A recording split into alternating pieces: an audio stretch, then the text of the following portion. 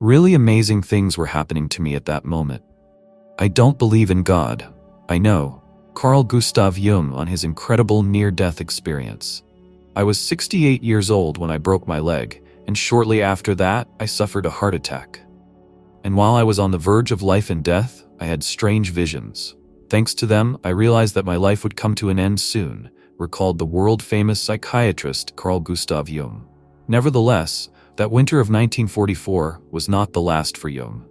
The doctors brought him back to life. Subsequently, Carl Gustav Jung told what he experienced at the time of his clinical death and what thoughts these visions led him to. It is impossible to accurately answer the question of whether my visions were a dream. But whatever it was, really amazing things were happening to me at that moment. It seemed to me that I went up and found myself in space. I saw the Earth, which shone with an amazing blue light. Carl Gustav Jung told about his vision. Shocked by the beauty of this vision, Jung began to look at the continents and oceans of the Earth that lay at his feet. Later, the psychiatrist found out how far you need to be from the Earth to see it that way. It turned out that in his visions, Jung rose from the Earth's surface to a distance of 1,500 kilometers. Admiring the globe, Jung began to feel himself drawn into the distance. Finally, he turned away from the ground and saw a large block of stone flying past. She was flying through the vast expanse of space, just like Jung himself. Suddenly, this vision was interrupted, and I found myself at some ancient temple that was located in a rock. I knew for sure that if I entered this temple, I would learn everything about myself and my life. All the secrets will be revealed to me, what happened before me, and what will happen next. That's what Carl Gustav Jung thought at that moment. Nevertheless, Jung was not destined to enter this temple. The doctor who treated him came down the steps directly from the entrance to the temple. It was framed by a golden glow. When the doctor found himself on the same level with Jung, they had a conversation. Communication took place telepathically, with the help of thought. From this conversation, Carl Gustav Jung learned that his doctor had been sent to him with a message. He had to inform Jung that he had no right to leave earthly life. After I heard that, my doctor disappeared. I was not allowed to climb the steps to the temple entrance. Then I came to my senses and found myself in a hospital bed. The nurse who took care of me told me that at the moment when I was unconscious, I was surrounded by a glow.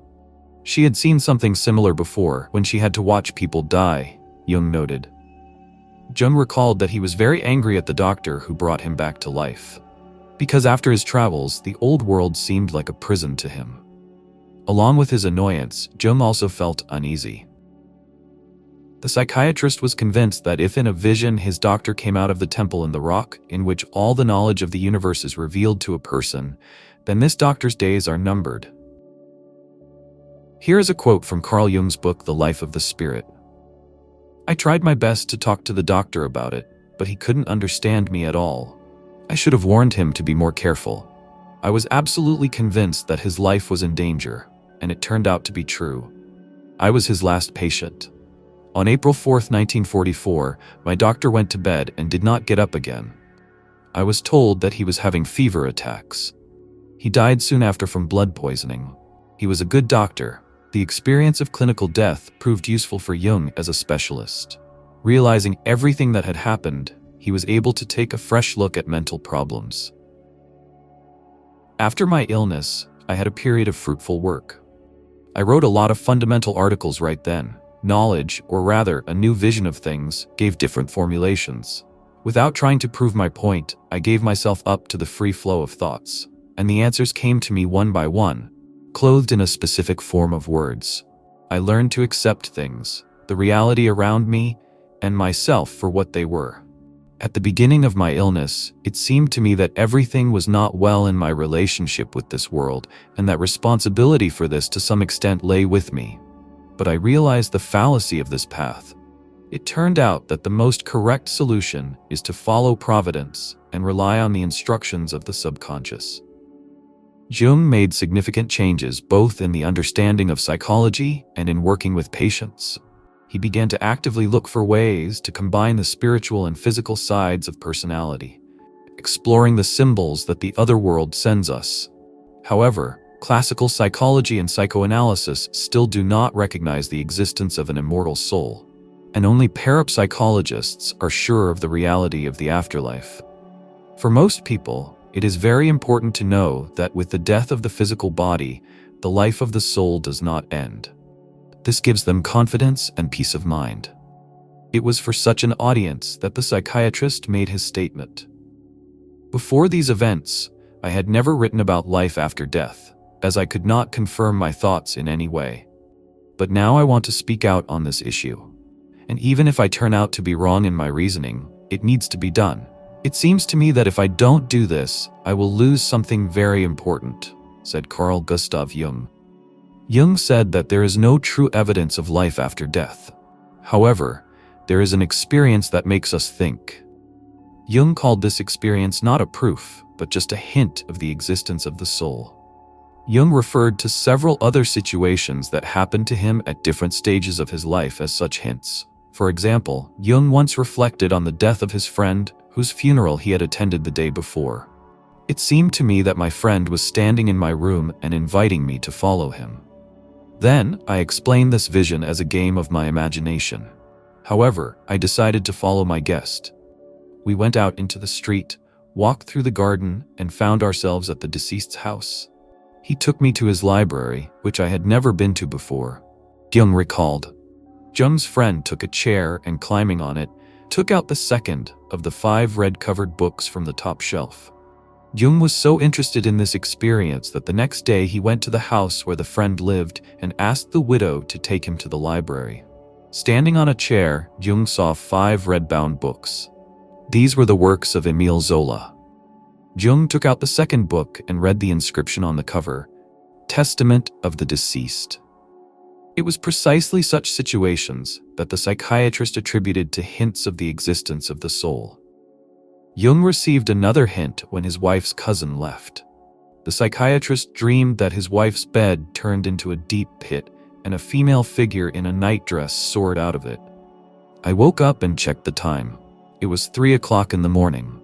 I immediately thought that this dream meant someone's death. This morning we found out that my wife's cousin died at 3 o'clock in the morning. Of course, we don't know what such stories really mean or what kind of reality lies behind them, because we must be clearly aware that we cannot be sure of things beyond our understanding. The other world, if it exists, is governed by completely different laws and inaccessible to our imagination. Another night vision predicted the demise of Jung's mother. Among the phenomena indicating the existence of an afterlife, the psychiatrist attributed dreams about people whose earthly life has already been completed. One day, a psychiatrist dreamed that he was visiting his deceased sister. Emily was walking in the garden on the arm of a woman the psychiatrist knew but couldn't remember her name. He was sure that this lady was alive, but she would probably die soon. Soon after, the psychiatrist received news that one of his acquaintances had died. Jung immediately realized that this was the woman he had seen in his dream. In another dream, Jung visited his friend, who died a couple of weeks ago. He was sitting in the garden talking to a stranger. Jung understood that these two were talking about psychology. They were so engrossed in this conversation that Jung's friend waved his hand in his direction, making it clear to the sleeping man not to interfere in their conversation. Jung recalled that his friend dreamed of studying psychology during his lifetime, but this dream did not come true. Therefore, the psychiatrist concluded that if another reality exists, then the souls in it strive to realize the true desires of their psychic being. About a year after his wife's death, Carl had a dream in which they were on vacation in the south of France. Emma was collecting materials about the Holy Grail. Her spouse did not have time to finish this work during her lifetime, so the psychiatrist believed that even after her physical death, her soul continued to work and improve. Understanding this allowed Jung to come to terms with the loss of his wife.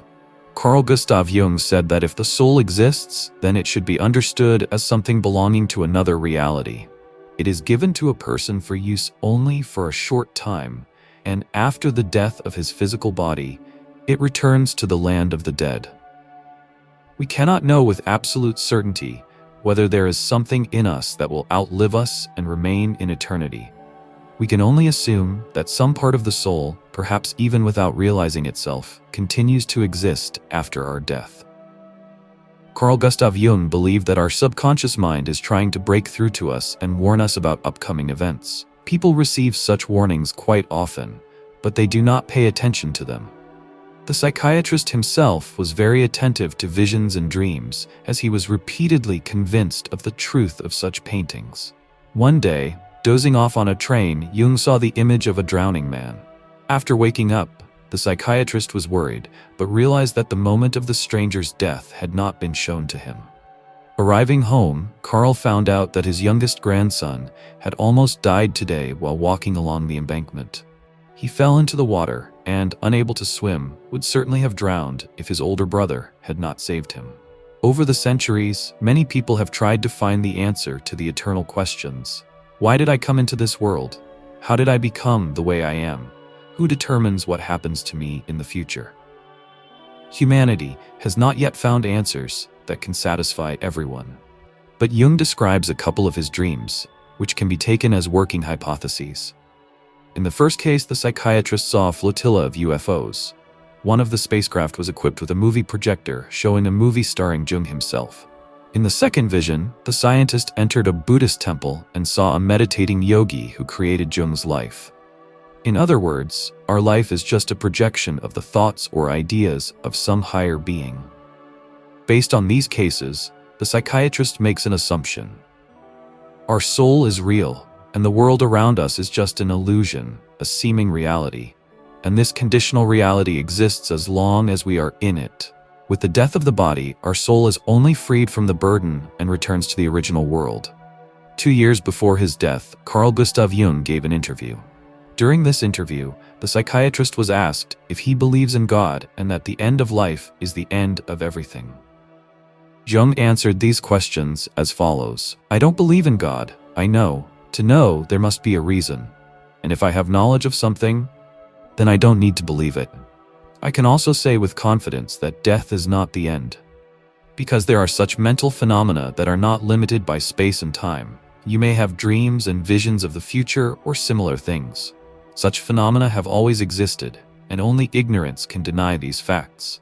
They show that our psyche does not depend on the limitations of space and time. It follows from this that the psyche does not obey physical laws, which indicates the continuation of life. We have no concrete evidence that our spiritual part is preserved forever. At best, we can say that there is some possibility that something from our psyche continues to exist after physical death. Of course, Jung's memories of near-death experiences cannot serve as scientific proof of the existence of God. But, undoubtedly, clinical death became for Jung the key to a new understanding of the world. He argued that faith in God should be based on personal experience and feelings, not on simple beliefs. Perhaps this story will become an occasion for us to think about deep questions ourselves and look for our own answers to eternal questions. Dear friends, thank you for watching my video to the end. If you liked it, please like it, and don't forget to subscribe to the channel. It's very important. Thank you, and have a nice day.